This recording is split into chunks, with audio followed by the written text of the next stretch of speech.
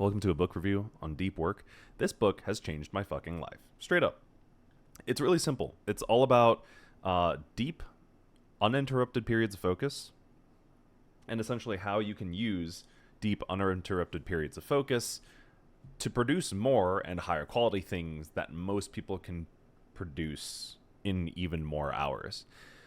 The full title is actually Deep Work Rules for Focused Success in a Distracted World. And that could not be more true, as all of us know, in today's world with short attention span content, short form content, advertisements everywhere, technology everywhere. Everything changes in 5 seconds. Every video has 9 million cuts to it because it holds attention more. Audience retention rates, click-through rates. It's all about distracting the crap out of you so you click the next brightest, shiniest thing. There's not too much different from what we do now to like casino gambling and why everything is bright and loud and has lots of flashing colors. So in this very distracted world, how do we focus more? Turns out deep work is a great way to do that. So the way he starts off the book is he talks about, I already forgot the person, but this man who essentially would go off, like wake up and then go off to his workstation, which was far separated from his house, and he would just sit there and work until he heard the dinner bell ring, which was his wife making dinner. This example is extreme, to say the least, but a way we can do that is making sure we have a quiet workspace where we can work uninterrupted. Make sure your phone is off, no notifications. I started using Focus on my iPhone, which was an amazing addition to making sure, yeah, I can focus. That's, I guess, what the whole point of the app's name is. But essentially one of the ways you can start off practicing deep work is making sure you're not going to have any distractions. So setting up your environment. And number 2, setting up a timer. Most people, when they begin deep work, can only do deep work for about 40-ish minutes to an hour. Depends on the person, you know, if you meditate, if you have practice focusing, essentially, if you have good practice focusing. These hours can be upped. About every day you'll have the attention span to do 1 to 2 hours of deep work. And I think Cal Newport says the average person maxes out around 4. I believe that's what he said he maxed out on. Keep in mind, this is a dude who went through being a grad student or a professor. Basically, he went from like student to professor to father to author while doing other things simultaneously. And every year he was upping the amount of research papers he was churning out. So when he began, it was 2 research papers. When he started doing deep work stuff, 4 research papers per year. During the busiest stint of his life, when he was becoming an author and a father, he upped it to 9 research papers per year. That kind of focus takes practice, but it yields insanely impressive results, to say the least. So getting into this kind of thing, he breaks down the skill, right? You build around it. So set up your environment. Another thing is make sure everything is scheduled. So a way this book changed my life was I just made sure that everything was scheduled. I used to be really against this, actually. When I was in like middle school and high school, I saw my friends who would do this kind of thing with their schedules. And sorry, not middle school, but more like high school and college. They would do these things with Google Calendar, or they would just have planners. And I always thought I didn't look down upon it, but I always thought, it's not for me. I don't know like how I'd ever do that. I don't know how long I'm going to do something. It was this cope mechanism of like, hey, I don't actually know what I'm doing with my day, so I'm just not gonna schedule anything. But the whole point of scheduling your day is so that you have this idea of what you want to accomplish every day, because every day we get 12 to 16 hours of wakefulness, like when we're not sleeping, and each hour counts in terms of getting something that you want to get done. Because turns out we waste a lot of time on either distractions, and even if we're working, a lot of shallow work, a lot of time spent not doing too much. It's not quite mindless, but it's not exactly accomplishing much. So this book changed my life in the sense that I literally scheduled everything down to the point of sleep. One of the things that this book helped with immediately was how early I go to sleep. So I started waking up super early, and super early for me. listen, I come from a background of gaming. I'd go to bed at 4, 5, 6, 7 a.m. playing Valorant, playing League of Legends, playing CS:GO. You know how those games are if you're a gamer. Bro, you get sucked in, the adrenaline's pumping, it's 7 a.m., you don't even feel like going to sleep. You're tilted, or you're having a good time with your friends. Like, either way, the cortisol's going, and you're having a grand old time. What is sleep? The sun is rising. Let's just stay up and do it all over again. But the whole point of this is that when you're regimenting your days with a certain idea in mind, first off, your sleep quality is just going to be better. Your body is way happier when you go to sleep at the same time every day, and then it just becomes easy to do so. So when you have that going for you, that's good for your health. The other thing is that when you wake up early, there's way less distractions. No Snapchat notifications going off, no Messenger notifications going off. You better have those Instagram and text all muted and stuff. But I mean, dude, if you're up early, chances are no one's sending you shit then anyway. One of my favorite quotes from someone I consider a mentor that he gave to me is, the key to being successful. This dude has, I don't even know his net worth. He's, holy crap, successful, and he's someone I aspire to be somewhat like later down the line. Maybe not in terms of career, but in terms of personality, attitude, and money. He said to me that the key to success is getting up and getting your feet on the ground before the sun rises. Now, I'm getting good at that and pushing it to the point of sunrise, but I'm not quite at the point of before the sun rises. But the idea is the same. The idea is, hey, if you're up before everyone else is up, you've got more time to grind and focus deeply on things that you need to do and get accomplished before everyone else is up. And then once everyone else is up, you can do shallow work. You can do emails, calls, meetings. That's the stuff you can focus on. And this also coincides with stuff like Tim Ferriss's 4-Hour Workweek, where it's like, hey, you're focusing like really hard and getting your shit done in such an efficient manner of time without sacrificing quality of work, that you're able to spend the rest of your day and your time doing other things and doing what you want. I'm not quite at the stage of doing anything I want, just because I am on required work hours, but it gives me more flexibility on planning on stuff that I want to do out through the week, just projects in general. It just gives me more flexibility, gives me more time, gives me more freedom.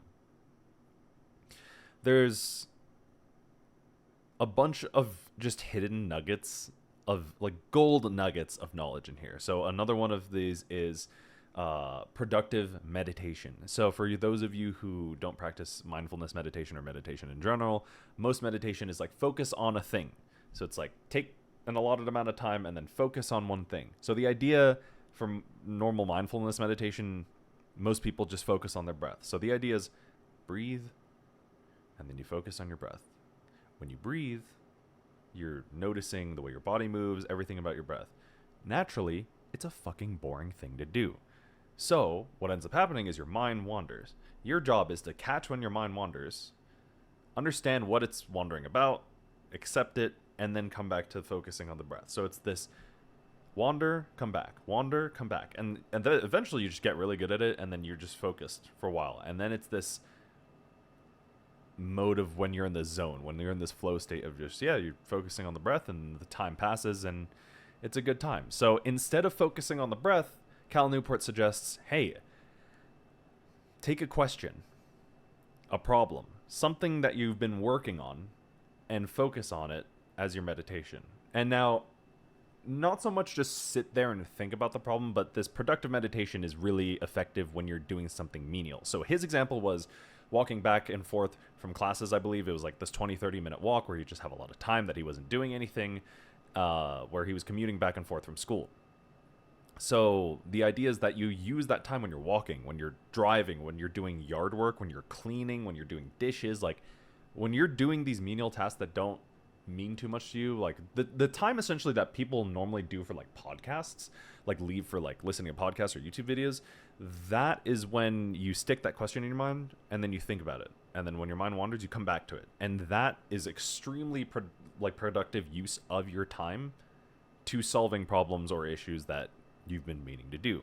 So for me, a recent example of that was, what do I want to do for YouTube videos? I would literally go on a 2-hour walk and just think about that. Bring a journal, write down ideas. Another example of this for me was last month we did a Ghostbusters charity stream, and it started out, the idea was just do a live stream. Cool. Then it became do a live stream with giveaways and cool incentives. Okay, cool. And then I was like, what if we make this a charity event? What if we make this like a cool big charity event, advertise it as such, work with a charity, and then have people give money to charity and we give them cool incentives. So then I started thinking about incentives. Okay, we can give away game keys. Okay, we can do like a duo stream in like full cosplay of Ghostbuster stuff. For those of you who don't know why I'm going on this tangent, I work at a company who develops a video game for Ghostbusters. And then it was like, what if we slime our staff? Like, what if we take like a recipe and create like a bucket of slime and slime me and the CEO and other people in office? That'd be cool. And then we were like, okay, cool. Then we can give away merch too and in-game skins and all this stuff. And then it became, okay, logistically, I have to set this stream up. What does that look like? I need a template. I need an overlay. I need an overlay for a Be Right Back screen. I need a giveaway like graphic for all the things that we're giving away, because we're giving away a lot of stuff. So there was all these visual aspects to that. I would take my journal out while I was just thinking about it, or I was going for a walk. And frankly, a bunch of the times I was literally just laying down to go to sleep, but my mind was still thinking about this question. It's that question that gets stuck in your head. Your brain will eventually learn how to solve. My camera's doing some weird focusing stuff, but that's the idea of it. And I ended up drawing these mock-ups and these janky wireframes that, shout out to my coworker Amber, she was able to make a whole bunch of sense out of and create an awesome looking overlay. So yeah, I've always known that being fully focused while working is more productive. It's kind of a given, it's kind of obvious, but Cal Newport does an amazing job of breaking this down into like actionable steps and skills. And the general thing that I learned from this, and a lot of the nonfiction kind of productivity books that I'm reading, including, I believe this is The Subtle Art of Not Giving a Fuck by Mark Manson. It's up to us to make the most of the time that we get. So all of us get the same amount of hours in the day. You'll hear older people say this, like, time is your friend, time is your enemy, but like time is the one non-renewable resource that we all get.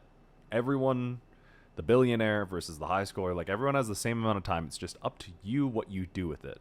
And the most important resources that I've realized for me is time, energy, and attention. Those three are the most important, most valuable resources that we as humans have. Just innately. We have time, we have energy, and we have attention. And these three things, it's up to us to use them in a way to steer our lives in the direction that we want it to go. So here's some of my favorite quotes from the book. One is just a real simple one. Quantify time wasted. This is an amazing one. Great tip from Hamza. If you have an iPhone, I don't know about Android. I've never really had an Android, but it's a really quick and easy, simple tip. You just go to your home screen and you see these widgets. Like this is a weather app widget. You install a widget. It's already installed. Sorry. You take the widget and you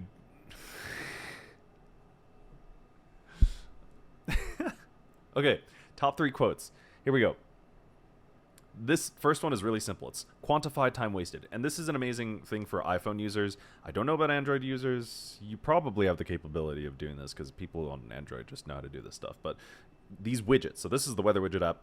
I have this one. It's the screen time widget app. I don't know why it's not loading, but essentially it's screen time. It tracks what you've been doing throughout the day. So this is my screen time for today. An hour and 10 minutes. Not too bad. It'll probably go up by the end of the day. But this helps me quantify how much time I'm spending on my phone every day.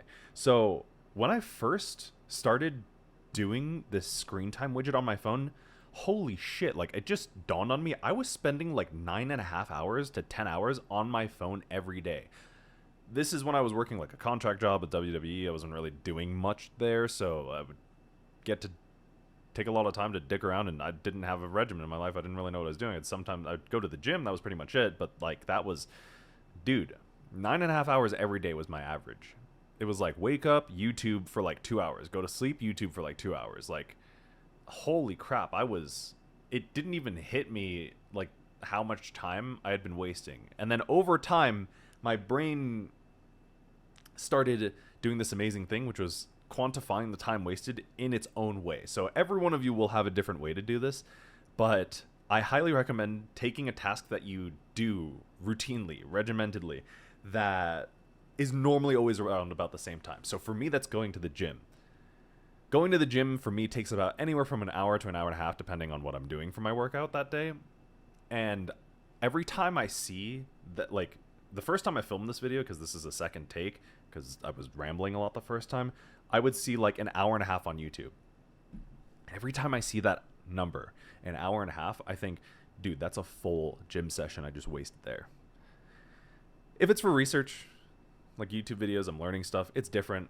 Like if I actually set aside a time to like watch a movie, like an hour and a half is a full length feature film. Like think about how much an hour and a half is. Like it's that meme of like an hour and a half movie or like 6 20-minute YouTube videos. Oh my god, that's an hour and 20. Okay, I thought I did that math wrong. But you know what I'm saying. Like give yourself kind of a measurement of time in terms of wasting time. Let's see. Another thing is calendaring my day. Oh, no. Another thing. Oh, we're doing quotes. All right. We're doing quotes. So quote number 2. This is an amazing quote. Big Teddy R. Like Roosevelt at Harvard, attack the task with every free neuron until it gives away under your unwavering barrage of concentration. Cal Newport makes attention sound like a fucking Kamehameha wave from Dragon Ball. Like you can, or just like a stream of a torrent of water, like a river constantly flowing, smoothing out a problem. Like he visualizes like energy and attention in this way that it's like you can fuck something up with your time, attention, and energy. Like if you think about it, that's what Roosevelt at Harvard did. So for those of you who don't know, Theodore Roosevelt went to Harvard, and the man had many different talents and hobbies. He was in, I think, like an aviary club. He was in some kind of other wildlife society thing. He obviously, on top of doing his studies, he was in a bunch of commitments essentially, and so he would pretty much set aside, I believe Cal Newport said, around 4 hours a day to study, and he's going to Harvard. Like the average student, if you think about it, they spend way more time than 4 hours a day studying, but it's because you're not studying efficiently, right? When I went to college, I for sure did not study efficiently. I wish I knew the things I knew now while I was in college, because I could study and bang out classes and do crazy shit all day, every day, super efficiently. Okay, quote number 3. You might rewrite your schedule half a dozen times. This is a cool one, right? We talked about calendaring, scheduling, everything. The point isn't to have a regimen. When I was a kid, I didn't care for schedules because it was cope. Now I think about it, this is why. So you might rewrite your schedule half a dozen times throughout the day. Don't despair. Your goal isn't actually to stick to the schedule. It's instead to maintain at all times a thoughtful say in what you're doing with your time going forward, even if those decisions need to be reworked as the day unfolds. It's amazing. It's just like, it's one of those no shit moments of like, of course that's how a schedule works. Like you're never going to be able to follow a schedule every single day for the rest of your life to a T. But it's a good way of thinking about the whole point is that you have a goal, you have something that you're working towards, and that you have a say. You keep a thoughtful say in what you wanted to do throughout the day. So at the end of your day, you know you accomplished something that you set yourself out to do the previous day. It's great. And yeah, Cal Newport just does a great job of breaking this whole thing down into actionable skills. So how the book changed me, I get up earlier in the day now. It results in way less distractions and shallow thoughts. Here's a big one. Now, because I get up way earlier in my day, I also switched gyms. So my new gym is right across the street. Like I'm looking at, like I can see it. And the beauty of that is that for me, exercise makes my brain tick better. I swear to God, it does. I write better commentary. I work better. I literally game better. Like there's times where I'll go to the gym and then come back and like rip some games, and I feel like I'm aiming better, or like I'm just thinking better if it's like League of Legends or something, or if it's a card game. Like exercise just makes my brain tick better. So what ends up happening is I wake up, I'll go for a walk, I'll go for a run, or I'll go to the gym, and it immediately sets my day out with this momentum. Just because I scheduled out my day, I knew what workout I was going to do. I knew if I was going to run. I knew what time I was going to wake up. And I knew I had all this time before work to get my brain active. So yeah, this book, 5 out of 5 stars, 10 out of 10. It's an 11 out of 10, honestly, because there's like the star system, and then there's, okay, this is 5 out of 5, and it actually changed my life. So on a scale of 5 to life changing, it's life changing, straight up.